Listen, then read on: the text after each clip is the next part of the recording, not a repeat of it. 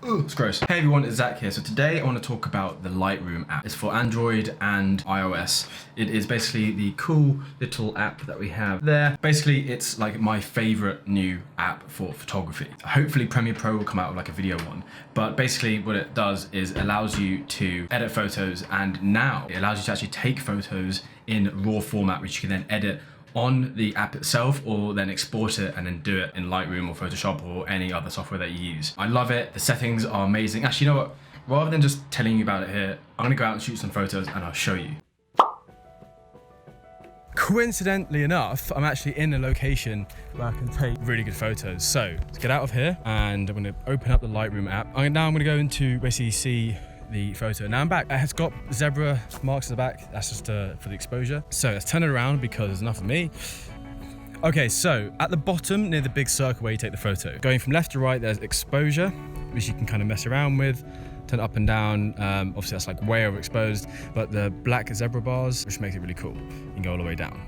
Let's bring that back to normal. So this seconds is on auto at the moment. This is gonna be the shutter, so you can kind of go like, or we can go like really low, but I like to put this on auto just for now. So in the ISO, I usually keep it at 100, but you know, whack all the way to 1600. Kind of see down here, there's a noise going on. Let's bring that down to about there. White balance, you can either mix it, you can kind of keep it on auto. What's really cool is if you hit the pipette and you have something gray, you can actually put it in front, and then it will have correct white balance for the surrounding area. And then this is your basically what's going to be in focus.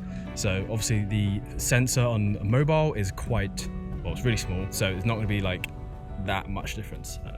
You know, it's a cool feature, but really I like to just use auto, and you can tap the screen, sort all of that out for you there, and then you can reset everything if you really wanted to. So I want to bring this, I'll leave that on auto. I want to bring the ISO to 100. On the far right, by the way, that is a reset.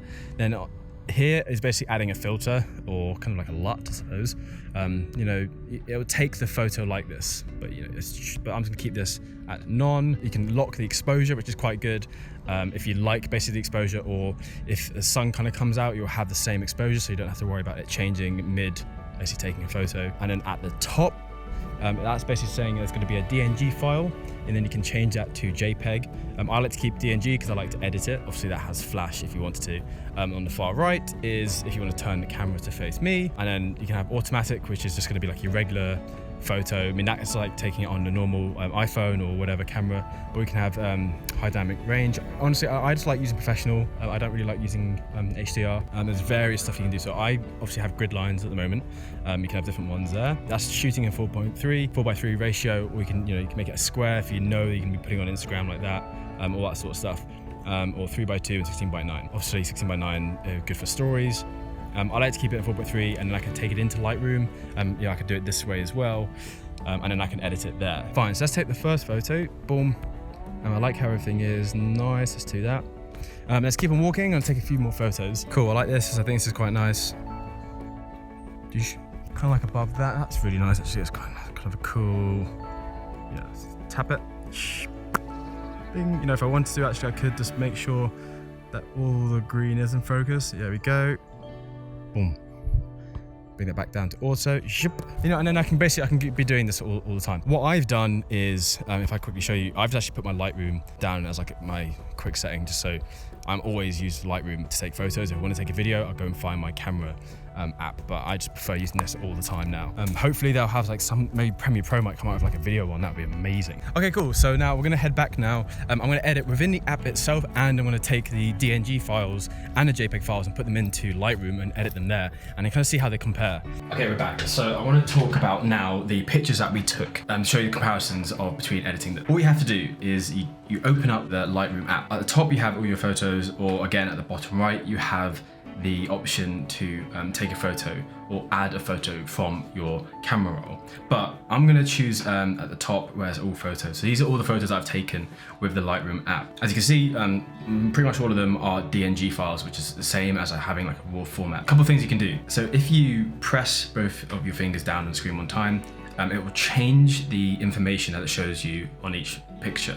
Press the ones that show all the camera info, basically how it's shot, the date it was shot, all that sort of stuff. And then you can even check your like f-stop and aperture and all that sort of great stuff that you need to know. Press it again, it hides all the info. Press it one more time, which is one I always do, and it just shows you which is DNG and which is going to be a regular JPEG. Another cool thing you can do is if you get your two fingers or finger and thumb and pull them closer together or further apart, you'll be able to make the size of your images that you're looking at bigger or smaller.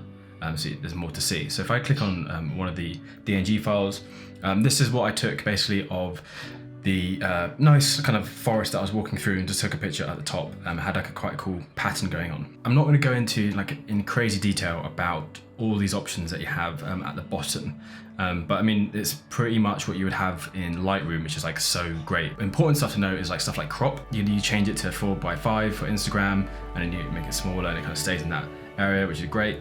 You can press also. I'm not going to do it, but that will basically just kind of, you know, bring up some of the contrast and the highlights and all that sort of stuff to make it seem to what it thinks would look good. It's the same with Lightroom, it's not perfect, so I don't usually use it. Stuff like light will go everything from exposure, contrast, you know, and you can bring the highlights down. Like all this sort of stuff is like crazy. So let's just say you did do all this crazy stuff, you want to like bring temperature, all this like really weird stuff. If you wanted to reset, you can just go reset all, bam, and it brings it all the way to the beginning. What's great about the presets is that you can actually add presets.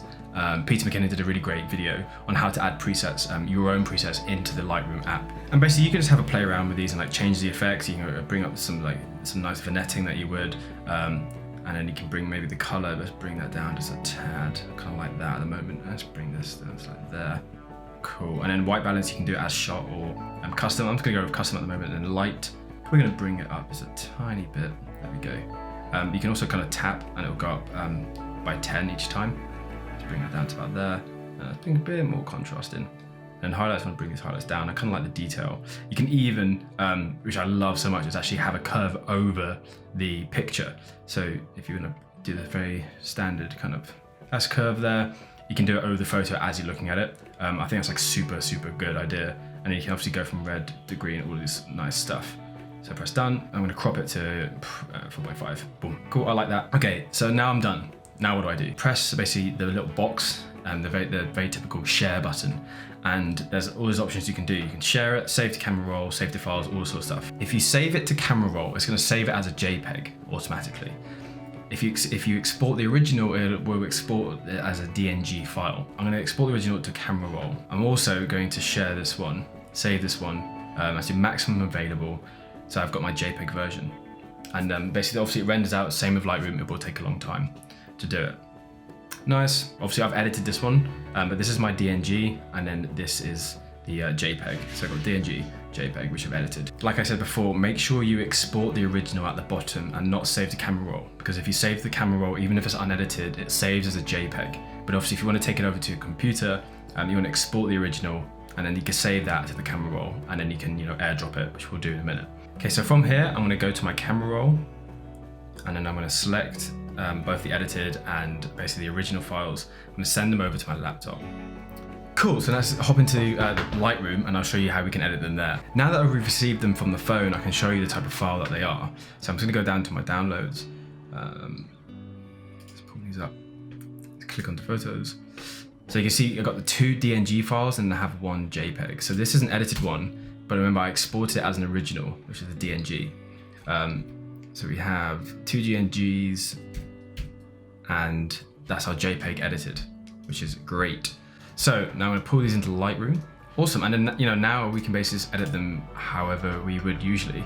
So let's go to develop.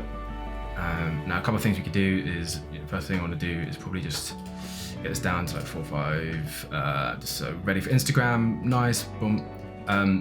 It's done. Because this is a DNG file, same with RAW, if we get the white balance, we can actually put the white balance to auto, and it will sort everything out for us in the same way you would a RAW photo. So taking it on the phone, this is why it's so powerful. Anything else you wanted to do, exposure, add some more contrast, do the highlights, all that sort of stuff. I'm not actually going to do this in this video, but you can kind of see what's going on. This is why I love this Lightroom app. So obviously it's not perfect. It is taking it on a phone. The sensor size on the phone is really small. You can kind of like zoom in and you can see that it's not that sharp. I mean, we can probably bring up the sharpness slightly, but it's, you know, it's not going to be a DSLR camera or anything like that, but it's going to be good enough. I actually like ability to use the phone just because sometimes, you know, my phone might be packed in my bag or whatever, or I'm traveling somewhere and I can just use the phone and take a picture, and I know that it's going to be in a raw format, so then I can edit it to it's basically like the highest dynamic range, then just taking it with the iPhone camera app or the Android camera app or whatever. And another great thing is that you could actually download Lightroom app without having to download it on your laptop. So you don't have to have an account or anything like that.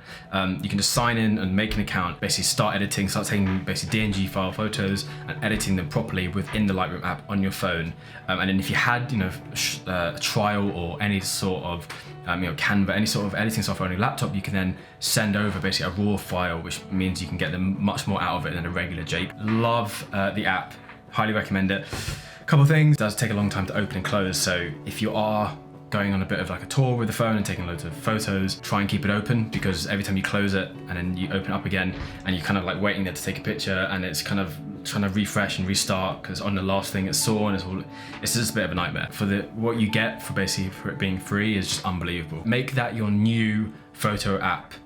Just for a little bit, see if you like it, but it's for people who already have Lightroom and Photoshop and all that sort of stuff, it is so good, lifesaver. And I've already said it again, but it's free, and that makes a massive difference. Right, so I'm done. Thanks so much for watching. Download the Lightroom app. By the way, this isn't like paid.